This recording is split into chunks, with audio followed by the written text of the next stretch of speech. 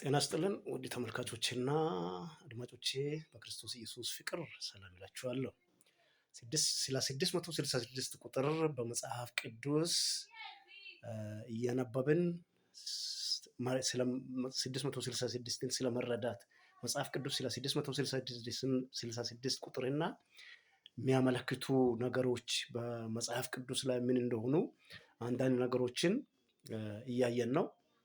666 ቁጥር የአውሬ ቁጥር በመጨረሻ ላይ አውሬ በሰው ሆኖ አውሬ የምንለው ሰይጣን ነው። ሰርፐንት ሰይጣን ኢባብ የተባለው ሞንስተር የተባለው የሰይጣን ንጉስ በሰው ልጅ ሆኖ በመጨረሻ ዘመን የሰውን ልጅ ከፍተኛ ችግርና መከራ በማምጣት ያን ቁጥር ያልተቀበለውን በማወቅ እንዳይነግድ መንገድ እንዳይወጣ ምን እንዳይል የሚከለከልበትና ብዙ የጭንቅ ጊዜ እንደሚመጣ መጽሐፍ ቅዱስ ይናገራል። ይህን ቁጥር መስጠት ተጀምሯል። ኦልሬዲ በተግባር ላይ እየዋለ እንደሆነ እናምናለን። መጽሐፍ ቅዱስ ላይ ስለዚህ ቁጥር ምን እንዳለ አንዳንድ የአውሬ ቁጥርና በጣም የጥፋት ቁጥር እንደሆነ አመልካች ጥቅሶችን አመልካች ነገሮችን ማሳየት ይችላሉ። ባለፈው በሆነ ቪዲዮ ላይ በሾርት ቪዲዮ ላይ ነበር 666 ቁጥር ትንሽ አውርቼ ነበር። ያም ምንድነው? አንደኛ በዘፍጥረት ምዕራፍ 6 ከቁጥሩ 6 ላይ በዘፍጥረት ምዕራፍ 6 ከቁጥሩ 6 ላይ እግዚአብሔር ሰውን በመፍጠሬ ተጸጸትኩ ይላል። እግዚአብሔር በሰው ልጅ እጅግ እንዳዘነ በዘፍጥረት ምዕራፍ 6 ከቁጥሩ 6 ላይ ይናገራል። አንድ ሁለተኛ ደግሞ ስንመለከት በአንደኛ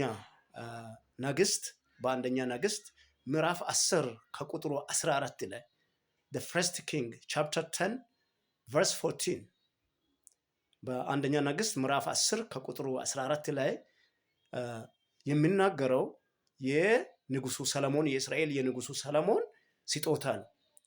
የአረብ ነገስታት ግብር ይገብሩ ነበር ይላል። ከብዙ ግብር ጭማሪ በአመት የእስራኤል ንጉስ የዳዊት ልጅ የእስራኤል ንጉስ ሰሎሞን 666 የወርቅ ታለንት የወርቅ መክሊት በአመት ይገበርለት ነበር። ተመልከቱ ይህንን ቁጥር። ሰሎሞን ምን ሆኖ ነው? ሰሎሞን የሆነው እንዲህ ነበር። ሰሎሞን የዳዊት ልጅ ነው፣ የንጉስ ዳዊት ልጅ ነው። ዳዊት ለእግዚአብሔር የገባላት ትልቅ ቃል ኪዳን ነበር። ከዛ ሰሎሞን ተሹሟል። ሰሎሞን ልብ አድርጉ፣ የዳዊት ልጅ ሆኖ በእናቱ የሚገናኘው በየት ነው? የኦሪዮን ሚስት ልጅ ነው። ዳዊት የኦሪዮንን ሚስት ቀምተው ኦሪዮንን በጦር ሜዳ አስገድለው የኦሪዮን ሚስት ቆንጆ ስለሆነች የኦሪዮን ሚስት አግብቶ የወለደ ነው ሰሎሞን። ልብ አድርጉ እዚህ ጋር። ከዛ በኋላ የነገሰው በእስራኤል ላይ ሰሎሞን ነው። ከዛ ነግሶ እያለ እግዚአብሔርም ሰሎሞን እንዲሾም አድርጎ እስራኤልን እየመራ እያለ ምንድን ነው የሆነው? ሰሎሞን 1000 ሚስቶችን ሰበሰበ። እግዚአብሔር ደግሞ ለሰሎሞን ተናግሮታል። ከዚህ ከባዕድ ህዝብ ከኔ ጋር ከማይገናኝ ከማያምኑ ህዝብ ጋር ከእስራኤል ህግ ውጭ ከሆኑ ሰዎች ጋር እንዳይጋባ እግዚአብሔር ይናገራል፣ ተናግሮታል። ግን እሱ 700 ሚስቶችንና 300 ቁባቶችን ሰበሰበ። እነዛ ሴቶች የባዕድ አምልኮ አምላኪ ህዝብ ሴቶች ናቸው። መጨረሻ ላይ የሰሎሞን ህይወት አላማረበትም። ምንድነው የሆነው? ከእግዚአብሔር ሐሳብ ውጪ ነው የሆነው። ምን ሆነ? እነዛ የሴቶች ቤተሰብ የሚስቶቹ ቤተሰብ የሚስቶቹ ዘር የሚያመልኩትን አምልኮ አመለከ። እሱም ወደ ጣዖት አምልኮ ውስጥ ገባ። እሱም ጣዖት ሰርቶ ማምለክ ጀመረ። ስለዚህ ሰሎሞን መጨረሻ እግዚአብሔርን አሳዝኖ የሞተ የእስራኤል ንጉስ የሰሎሞን ልጅ የዳዊት ልጅ ነው።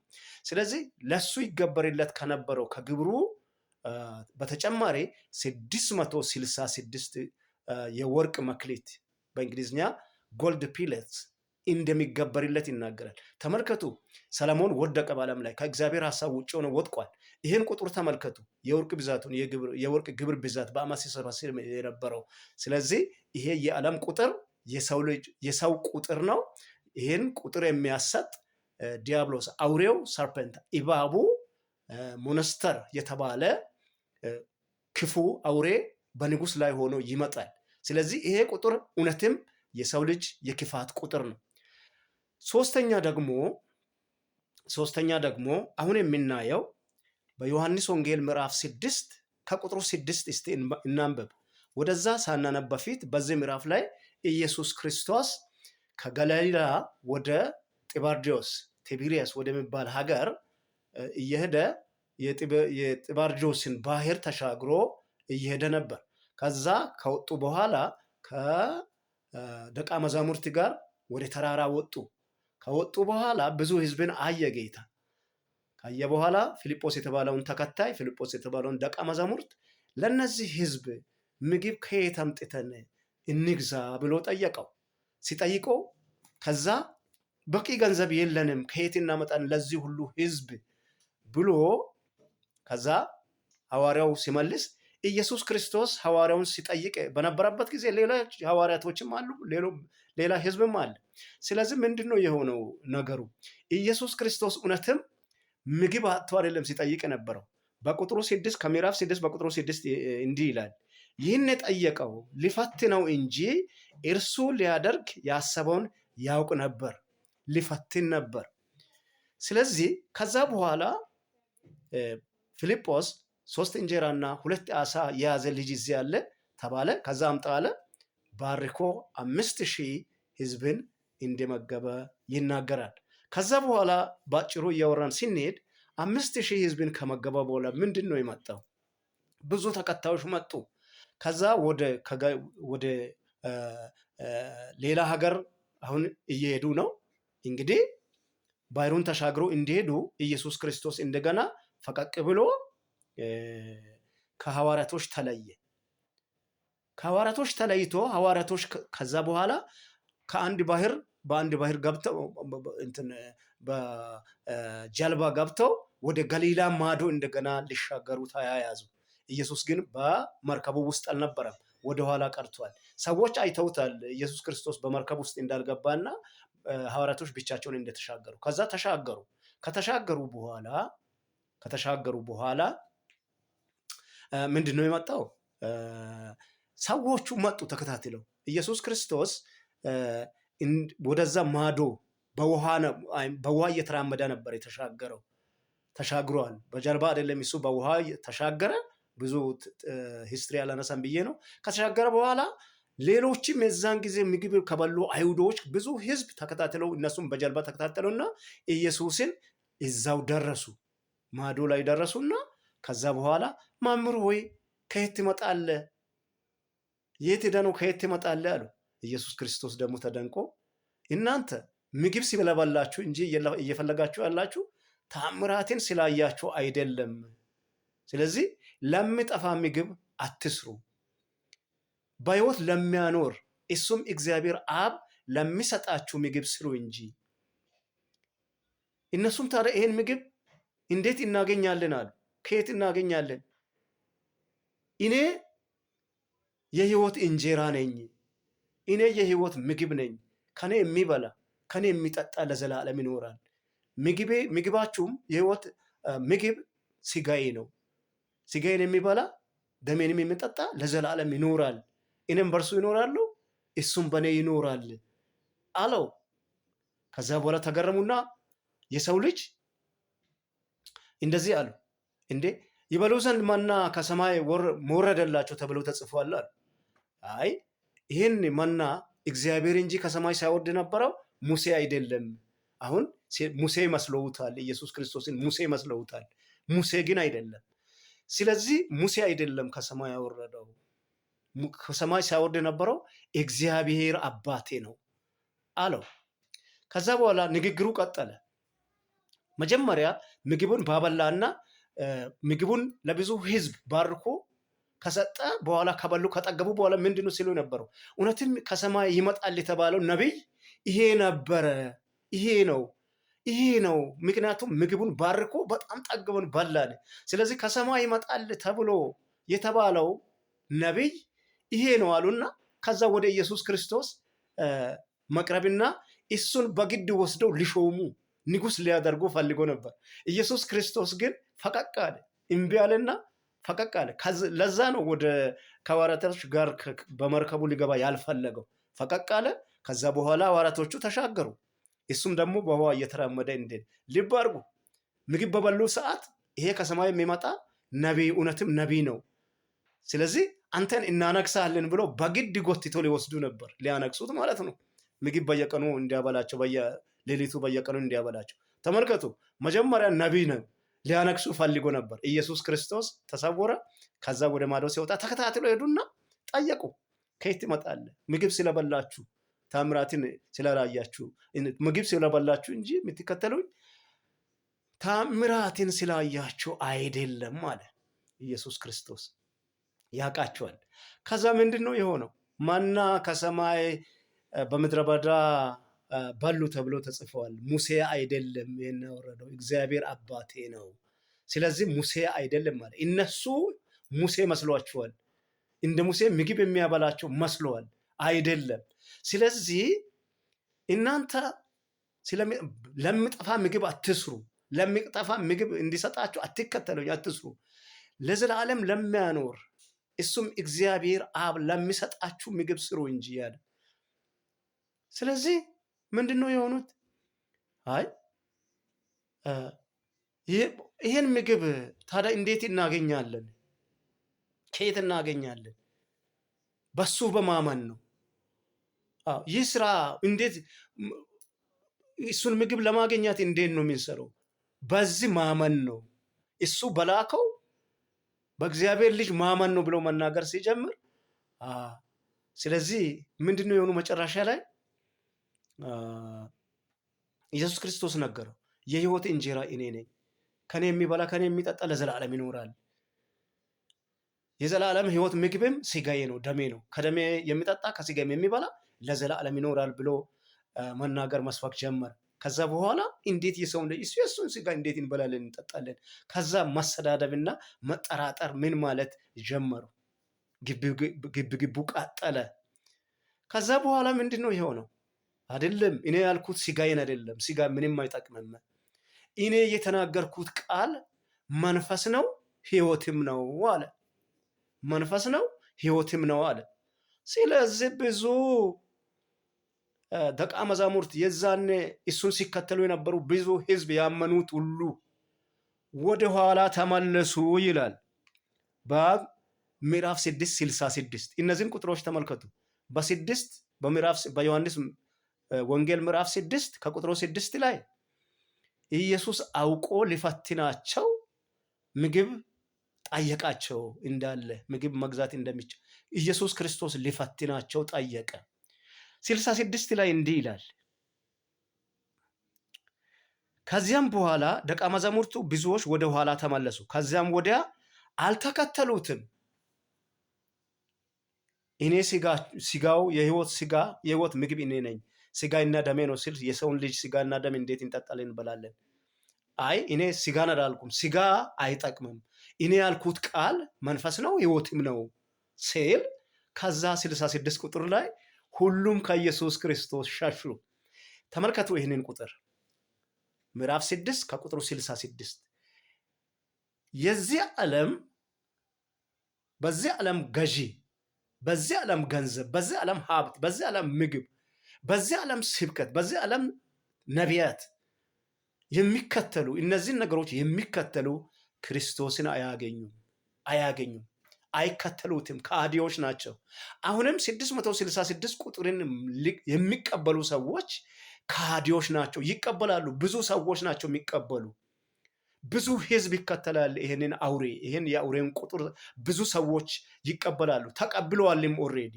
እነዚህን ቁጥር ከተቀበሉ የመጀመሪያዎቹ ነቢያት ነን፣ ነቢዩ እከሌ ነኝ፣ ነቢዩ እከሌ ነኝ ብለው ክርስቲያኖችን እያሳቱ ያሉት አሁን በጴንጤ ቤተክርስቲያን መሰረት አድርጎ እየሰሩ ያሉ ሌቦች ነቢያት ናቸው።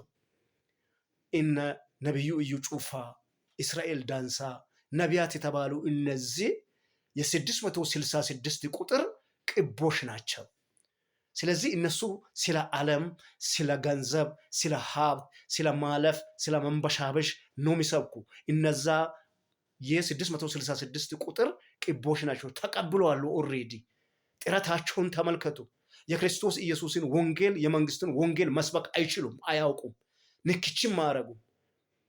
ምክንያት አድርገው መጽሐፍ ቅዱስ ይዞ ይራመዱና አንድ ጥቅስ ከመጽሐፍ ቅዱስ ውስጥ አንድ ቁጥር ብቻ ፒክ አድርጎ ከዛ በኋላ ትፈታለህ፣ አትሞትም፣ ሀብታም ትሆናለህ፣ እንደዚህ ትሆናለህ፣ ታልፋለህ፣ እንዲህ ትሆናለህ፣ አሜሪካ ትሄድ ምን ትላለህ እያለ አንበሻብሽና ገንዘብ ከነዛ ህዝብ በሙሉ ሰብስበው ጭኖ ወደ አካውንቱ አስገብተው በመኪና በምን ከባድ ላይፍ ስታይሎችን ያሳያሉ። 666 ቁጥር የተቀቡ ናቸው። ተመልከቱ። እነዚህ ሐዋርያት ክርስቶስን አምነው ሲከተሉ የነበሩት ደቀ መዛሙርቶች መዓት ህዝቦች ከመከተል ወደኋላ ተመለሱ። 666 ቁጥር እንደዚህ የሚያደርግ ክፉ ቁጥር ነው። የክርስቶስ ተቃዋሚ ነው ማለት ነው። ስለዚህ ጴጥሮስ ከዛ በኋላ ምን አለ? ለኢየሱስ ክርስቶስ እኮ ነው እንዲህ ያለ። ኢየሱስ ክርስቶስ ጠየቃቸው፣ በእውኑ እናንተም ልትሄዱ ትፈልጋላችሁ ነው ያለ። ጴጥሮስ መቼም ክርስቶስ ኢየሱስንም ይወዳል፣ ሽኩልም ነው። ካንተ ወዴት እንሄዳለን? ካንተ ወዴት እንሄዳለን? ወዴት መሄጃ አለን? አንተ የዘላለም የህይወት ቃል አለ አለ። ጌታ ይባረክ። እሱ ጌታም የተናገረው እሱ ጌታ ክርስቶስ ራሱ የህይወት ቃል እንደሆነ፣ ቃል በስጋ ሆኖ ተገልጦ እንደመጣ፣ ቃል የዘላለም ህይወት እንደሆነ ሲያስተምር ሲገልጥ ነው ነበር። ከዛ ተመልከቱ፣ ጴጥሮስ ካንተ ወዴት እንሄዳለን? ካንተ ውጪ ማን አለን? ስለዚህ አንተ የዘላለም የህይወት ቃል አለ አለ። ጌታ ክርስቶስ የእግዚአብሔር ልጅ እሱ ለዘላለም የተባረከ ይሁን። እንደዛ አለ። እንደዛ ነው ያለው። እኛም ደግሞ ክርስቶስ ኢየሱስ የእግዚአብሔር ልጅ ለዘላለም ህይወታችን እሱ ነው። 666 ቁጥር አይደለም። የዓለም ሀብትና ገንዘብ አይደለም ወገኖች። በዚህ ከባድ ጥንቃቄ እንውሰድ። 666 ቁጥር ቀቢዎች እነማን ናቸው? ነቢያት ናቸው። በግልጽ ልንገራችሁ፣ ነቢያት ናቸው። በትንቢተ ሕዝቅኤል ምዕራፍ 13 ሙሉ በሙሉ አንብቡ። ውሸተኛ ነቢያት በእስራኤል መሃል እግዚአብሔርን እንዴት ሲዋሹ እንደነበረ፣ እግዚአብሔር ያላለውን እንዴት ሲሉ እንደነበረ፣ እግዚአብሔርን እንዳይከተሉ ንስሐ እንዳይገቡ በጣት እንዲወድቁ በጣዖት እንዲወድቁ ሲያደርጉ እንደነበረ፣ እግዚአብሔር ያላለውን ሲሉ እንደነበረ፣ ኤርሚያስም ትንቢት ኤርሚያስ ብዙ ቦታ ስለ ውሸተኛ ነቢያት ከእግዚአብሔር ሳይላኩ ከእግዚአብሔር ተልከናል የሚሉ አውሬዎች፣ ተኩላዎች የበግን ለምድ ለብሰው በእኛ መሃል ከክርስቶስ ኢየሱስ ከዘላለማዊ ህይወት እኛን ሊለየን ታጥቀው እንደተነሱ በዚህ አጋጣሚ በክርስቶስ ኢየሱስ ስም እነግራችኋለሁ። ስለዚህ ተጠንቀቁ። ነቢያት የሚሉትን እንዳትቀበሉ። ነቢያችን መጽሐፍ ቅዱስ ነው። እዚህ ትንቢት ሁሉ አለ። መጽሐፍ ቅዱስን በእውነት በመንፈስ ቅዱስ ክርስቶስን ያመነ ሁሉ መንፈስ ቅዱስን ተቀብሏል። ይህ መንፈስ ቅዱስ ምን ያደርጋል? ያስተምራል። እንዴት እንደምንጸልይ ሁሉ ይነግረናል። ወደ ኃጢአት ስንሄድ ይወቅሰናል፣ ይመልሳል። በእኛ ውስጥ ነው ያለው። በእኛ መንፈስ ላይ ተጣብቆ ነው ያለው። እኛ መንፈስ ቅዱስን እኮ ለብሰናል፣ ክርስቶስን ለብሰናል፣ አዲስ ፍጥረት ሆነናል። ስለዚህ የውሸትን ነቢያት በትክክል ማጋለጥና ክርስቲያኖችን የእግዚአብሔርን ህዝብ ወደ ሲተት ወደ ሲኦል መጨረሻ ዘመን ላይ ወደ ፍርድ እንዳይወስዱ መከላከልና መመለስ መቻል አለብን። ይህ ኃላፊነት አለን። ስለዚህ ነቢያት የ666 ቁጥር ተቀቢዎች ናቸው። ስለዚህ ጥንቃቄ እንውሰድ። ስላዳመጣችሁ አመሰግናለሁ። ደግሞ ይህን ቪዲዮ ሲታዩ እናንተም ከመጽሐፍ ቅዱስ በማንበብ በእግዚአብሔር ቃል ትኩረት ውሰዱና ትኩረት ወስዳችሁ ልብ አድርጎ አንድ መልእክት ሊያስቀምጥ እዚህ ጋር ምግብ በዚህ ምድር የሚኖረን ሀብት ምንም የሚጠቅመን አይደለም። ለስጋ ነው የምንጠቀመው። ለስጋ እንጠቀማለን። ከዛ በኋላ የሚጠቅመን ነገር አይደለም። ግን የዘላለም ህይወት የሰጠን ክርስቶስ ኢየሱስ በመስቀል ላይ የተሰቀለው፣ ሞተው ከሞት ተነስተው በአብ ቀኝ ያረገው፣ ዳግም መንግስቱን ሊሰጥ የአባቱን መንግስት ሊያወርሰን ዳግም የሚመጣው እሱ አለ። መጽሐፍ ቅዱስ የእግዚአብሔር ቃል የህይወታችን ምግብ ነው። እንጀራ፣ ዳቦ፣ ፍራፍሬ፣ ቬጂታብልስ ሁሉ ለእኛ ለስጋችን ምግብ እንደሆነ ጥሩ ምግብ ስንመገብ ስጋ እንደሚወፍር ስጋ ጤነኛ እንደሚሆን መጽሐፍ ቅዱስ የእግዚአብሔር ቃል ደግሞ ለህይወታችን ምግብ ነው። የዘላለም ምግብ ነው። እሱ ደግሞ ለዘላለም የሚኖርበት ምግብ ነው። ሞትን የምናሸንፍበት ምግብ ነው። መጽሐፍ ቅዱስን ሁል ጊዜ አዛውትራችሁ የህይወት ምግብ ነውና ብሉ፣ ህይወታችሁ እንዳይከሳ፣ ሰይጣን ህይወታችሁን እንዳይገድል። ስለዚህ ጭንቀት በአእምሯቸው በልባችሁ እንዳይመጣ፣ የሰይጣን ፈተና እንዳይመጣ፣ መከራ እንዳይመጣ፣ ምን እንዳይሰማ፣ የዚህ ዓለም ዳገት ቁልቁለት ነገር ሰይጣን በአእምሮ እንዳይፈትሽና እንዳይፈትናችሁ፣ ፍርሃት እንዳይኖራችሁ የእግዚአብሔርን ቃል በልባችሁ ሙሉ። የሰይጣን ፈቃድ ወደ ልብ እንዳይመጣ የእግዚአብሔር ቃል ይከላከላል። የሰይጣንን ሐሳብ ይወጋል። የሰይጣንን ስራ ይወጋል። የእግዚአብሔር ቃል እሳት ነው፣ ያነደዋል፣ አይጠጋም። ክብር ለጌታ ለኢየሱስ ክርስቶስ ይሁን። ስለ ቃሉ አመሰግናለሁ እግዚአብሔርን። እናንተም ደግሞ እንደዚህ አይነት ነገሮችን ከመጽሐፍ ቅዱስ እንወያይ። እናንተም ደግሞ በአስተያየትም በሌላም አስፈላጊ ነጥቦችን እንደዚህ ማስቀመጥና ይህ ቁጥር ክፉ እንደሆነ በመግለጥ እንተባበር። መጽሐፍ ቅዱስን አብረን ሼር እናርግ። አብረን መጽሐፍ ቅዱስን እንስበክ ለዓለም። አመሰግናለሁ። ጌታ ይባርካችሁ።